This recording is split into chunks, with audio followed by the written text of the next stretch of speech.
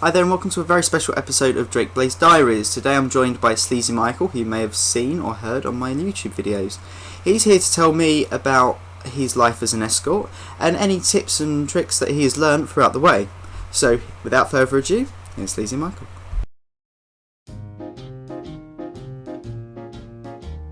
And just a gigolo, and everywhere I go, people know the part I'm playing. Paid for every dance, selling its romance. Oh, what the sin. Hi there, Michael. Hi, Drake. Right, first of all, I have to ask you, how old are you? Just turned 52. Just turned 52. Okay, so how long have you actually been an escort for? 6 years. 6 years. Okay, so that makes you 46 when you first started escorting. Why did you leave it late?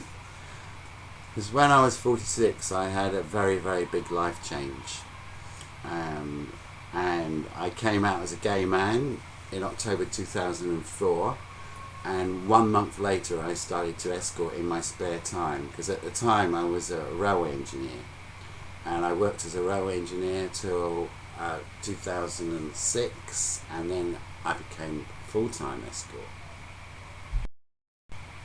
Okay, so why the name Sleazy Michael? Well, when I had to choose a profile name, I thought, what am I going to use? And I thought, well, my first name's Michael, so it was Michael. And lots of people have said I'm very sleazy when it comes to sex. So I thought, well, let's try Sleazy Michael. Okay, unlike other escorts, you don't use an alias name. Why is that? Why did you actually choose your first name, like real name? Because I feel very proud of what I do. I have no issues about my profession, and like if I'm out on the social scene and people ask me what I do, I'll go, I'm a male escort, and it's like you usually get more often than not I get a really positive reaction, and if anyone gives me a negative reaction, well, they can fuck off as far as I'm concerned. So you must be a very, very proud escort. I love my job. For me it's the best job in the world. Okay, what things do you enjoy about being an escort? I love the variety of people I meet. I love the instant feedback I get. It's like the adulation. You don't get that in any other job. And it's also I love this, it's very powerful getting this cash in your hand, which you don't get in any other job. I enjoy the travel. I've travelled all over the world to New York, Amsterdam, Belfast, Dublin. I think that's it. In 2007, you won the Erotic Awards for Male Sex Worker. What do you think makes an award-winning sex worker? One of the big things they picked up on is that I've got no issues about disabilities, first timers, any age, because it's like a lesbian, gay, transgender charity. And very early on, a photographer who took a lot of my pictures said, Michael, why don't you make that clear on your profile that you welcome anyone with a disability? The other things that I feel have helped is that I've always been very honest and upfront on what I offer. There's so many escorts that say, oh yes, I do this, this and this, and then when the client turns up, it's like, oh, I'm sorry, I only kissed my boyfriend. I'm like Cuprinol, I do what it says on the tin. Also, I feel the way you advertise yourself is very important. I mean, in so many escorts, they have the same picture every week in the magazine, and like, to me, you got to keep changing, you got to keep refreshing, and also like having a website. I've had a website for about 4 years, and it's made a huge difference to the amount of business I get. I get about 30% of my bookings from the website alone, and also like I'm very particular about attention to detail.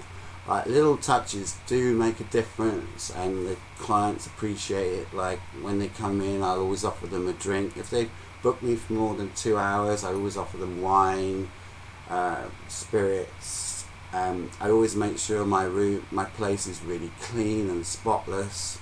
And like if they need to go to the bathroom, they can wear slippers, they can have a bathrobe. I always clean towels. Okay, you mentioned your room clean and tidy, but actually the contents of your room is quite astounding for most of the escorts. I mean, mine's just a bare room, but then again, mine's very minimalistic. So let's just show the viewers like your actual room. I mean, we've got erotic artwork from all over the place, ranging from photographs to actually artwork, all across the walls, to statues and other things like that. And also in all these boxes here are all your sex toys and clothes, is it not? Especially down there, that's all your bondage stuff. But most importantly, here we have the let's get it. That's your award, and I see it's got a condom on it. Would you like to explain where, why, and how it managed to get on there? I'm guessing most of the more intelligent viewers can guess for themselves. So please, do tell. Everything you see in this room is my life, it's my refuge. For 20 years I had this in my head and I couldn't have it on the walls. As soon as I came out as a gay man, I could suddenly put this on the walls. It's like it was part of my coming out, was be able to express myself by I love homoerotic art. I love the image of naked men, and ironically many clients have said that all this art makes them feel very relaxed. Many clients come to me that are really nervous, and I don't start the clock as soon as they walk in, and I give them a glass of wine and we have a smoke, and then I'll just sort of talk about the art, like up there is when I was 12 years old, and these two drawings of both of me, and they go, and they're really like surprised, and it's a really good icebreaker. I noticed on your website, I'll actually put it in the video description for the viewers at home, due to YouTube rules not mentioning websites. I've noticed that you've had over 20 escort duo partners. That's quite a large amount considering they're duo partners, and not many other escorts have that. Can you explain more? I've got over 20 escort partners because I'm actually living out a fantasy I had for 20 years when I was living a lie. I used to fantasize about paying for sex with escorts, and then very early on in my career as an escort, I had a regular client always wanted me with another escort, and I thought, I'm quite enjoying this, like I'm being paid to have sex with some of the most gorgeous guys you can imagine. So then I started to do my own networking, and a lot of it was like word of mouth. Clients are very quick to tell you who the bad escorts are, but then I would say, well, have you any escorts you've been that are good? And sometimes the same names would come up. But also, like, I sometimes would do my own networking, and actually, Drake, you are a prime example of that. When I saw your profile last year, it was like, wow, this is something different. I thought, and I've since found out, and my judgment was right, that you are a classic example of never judge a book by its covers.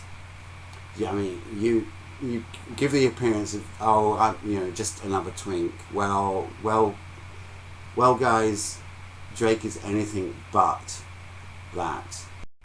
Every escort has got that thing in their mind where they feel that they're going to be unsafe. Have you any feelings that your safety is actually in jeopardy, or have actually been in a certain situation which thereof? a lot of it is down to my experience. I usually get very quickly a vibe when someone calls me up if there could be a potential danger. But touch wood, I've never felt my safety to be threatened. I've had a few dodgy clients where there's been an issue about them paying me, and I'm pursuing at least 3 through the small claims court system. Have you got any tips for anyone who's actually thinking of starting in the industry? The most important thing, if you're thinking about becoming a male escort, is your image. It's absolutely crucial you have pictures taken by a professional, and don't make the mistake of many escorts that they'll just have the same picture all the time. Keep it fresh. Try and show different aspects of what you offer. And when clients call me, I often ask them, well, why have you booked me? And they said, well, actually, you actually got a smile on your face. You look as though you're enjoying having sex, because so many escorts in the industry is all this serious posy stuff, and a lot of clients say to me, well, I don't go for these guys because when they're all this serious pose, it's all about money, money, money. Like me, I actually block. I don't answer blocked numbers. Does that go to the same for you, or do you have any advice upon that? Many escorts in the industry will say withheld numbers ignored. I don't have an issue with withheld numbers, because some clients have got huge issues about their identity, and often that they might be ringing from work, which will be a withheld number. Like my mother, she rings from work in which she's on an NHS switchboard, and I half don't answer their numbers because I don't know who it is.